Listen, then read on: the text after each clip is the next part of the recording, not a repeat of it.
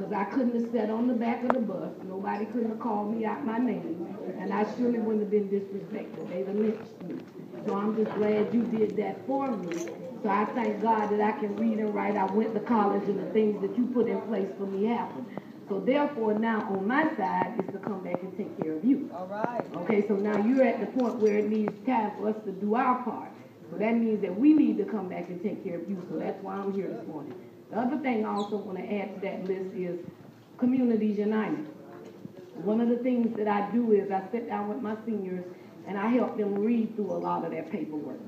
So I'm gonna say I want to be your adopted daughter. You got Shayla here and you got Brandy over here, and they'll give you our phone numbers and you got our paperwork. If you need us to come to your home, wherever you are, and help you read through some of that stuff and try to get you through it and let you know what it is that you need to do, then you do that. The people out here at the table, they're very trustworthy and honest. You're going to get crazy people in the next couple of months to start calling you on the telephone, and they will try to bamboozle you by taking and returning the question over and over again to make you say yes to something, and the next thing you know, you don't flip your Medicare or your Medicaid or your insurance to something else. So be very aware about what's about to happen to you. That's why this gentleman is here, and that's why the commissioner sent us here to make sure that you guys are aware of what's going to take place. Because I call South Florida the college for criminals. They come to South Florida to go to college because of senior citizens that are just don't know. They don't know. So now, this morning, we're going to talk about what you need to do and get prepared for a hurricane and a storm or a disaster.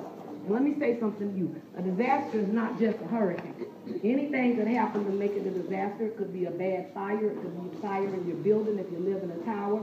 Whatever that is, what it looks like to you right now, that's what we're here to talk about today. Okay? So what I'm going to do is first go over some items that I know that you need and just tell you a couple of things. Anybody in here is a diabetic? Okay.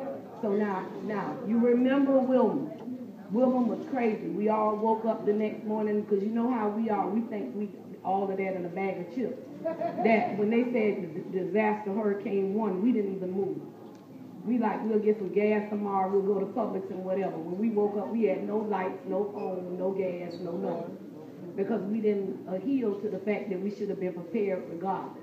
So now what I'm going to say to you is this is what you need to do regardless of what. Number 1, number 2, you need to get prepared and certain things that you need to have. If you're a diabetic, you know that if Wilma would have happened in the summertime, a lot of people would have got sick and died because there was no air conditioning. And diabetics can't stand heat. Right? So one of the most important things we got in this kit is the fan. And that fan right there runs by batteries. It costs about less than $20. You can get it at Walgreens. You need to have one so in case the lights go out, you got a fan, right? The next thing you need to have is what everything is housed in is that cooler, right? And I purposely put them on wheels for you guys so you can carry them with you. So you can put your ice in it and keep your insulin cold and make sure that you have your medications and everything that you need, right? Okay? Give me the radio out of it. The next thing you need to have is we need to keep in constant communication with whatever is going on around us while it's taking place. You need to have a radio that works by batteries, right? And guess what? Please put the batteries in it before the storm. And if you got one from last year, please go change the batteries because the batteries are now dead, okay?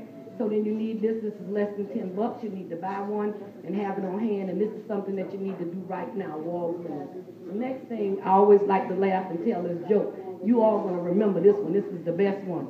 Remember that old black phone? My mom used to have one. I'm sure some of you had one. That if you picked it up and hit somebody in the top of the head, it would knock them unconscious. But guess what? After Wilma, you wish you had that because it worked. Our cell phones and our sophisticated phones with plugs did not work. So guess what? $5 at the Walgreens or the Target or somewhere will get you a phone that runs just by you sticking in the wall. And guess what? This is a portable phone because if you unplug it, take the cord. If you come here to the park or wherever they would have phone service, you can plug it up and use it and call your family.